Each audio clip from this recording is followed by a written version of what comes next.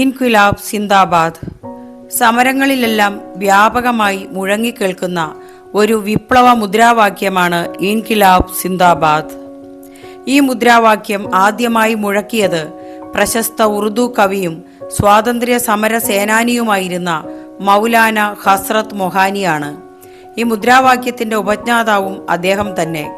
ഇത് രൂപം കൊണ്ടത് ഉറുദു ഭാഷയിൽ നിന്നാണ്.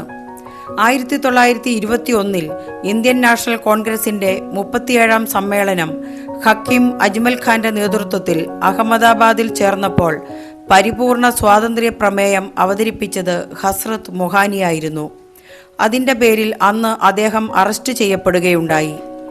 ഈ കേസിന്റെ വിചാരണ വേളയിൽ അദ്ദേഹം കോടതിയിൽ ചെയ്ത സുദീർഘമായ പ്രസ്താവന ഉപസംഹരിച്ചത് ഇൻക്വിലാബ് സിന്ദാബാദ് എന്ന മുദ്രാവാക്യത്തോടെയാണ്. അതിന്റെ പേരിൽ കോടതി അദ്ദേഹത്തെ ജീവപര്യന്തം തടവിന് ശിക്ഷിച്ചു. അപ്പീലിൽ ബോംബെ ഹൈക്കോടതി ശിക്ഷ 2 വർഷമായി ഇളവ് ചെയ്തു. അദ്ദേഹം കോൺഗ്രസ് വർക്കിംഗ് കമ്മിറ്റി മെമ്പറും സമസ്തേന്ത്യ മുസ്ലിം ലീഗ് പ്രസിഡന്റുമായിരുന്നു. UP സിംഹം എന്ന പേരിലും അറിയപ്പെട്ടു. ഇന്ത്യൻ കമ്മ്യൂണിസ്റ്റ് പാർട്ടിയുടെ രൂപീകരണത്തിൽ അദ്ദേഹം മുഖ്യ പങ്ക് വഹിച്ചിട്ടുണ്ട്. 1925 കാൺപൂരിൽ ചേർന്ന ഇന്ത്യയിലെ ആദ്യത്തെ കമ്മ്യൂണിസ്റ്റ് കൺവെൻഷന്റെ മുഖ്യ സംഘാടകനും സ്വാഗത സംഘം ചെയർമാനും മൊഹാനിയായിരുന്നു. അന്നത്തെ പ്രസംഗത്തിലും അദ്ദേഹം ഇൻക്വിലാബ് മുഴക്കുകയുണ്ടായി. അതിനും അദ്ദേഹം അറസ്റ്റ് ചെയ്യപ്പെടുകയും ശിക്ഷ അനുഭവിക്കുകയും ചെയ്തു.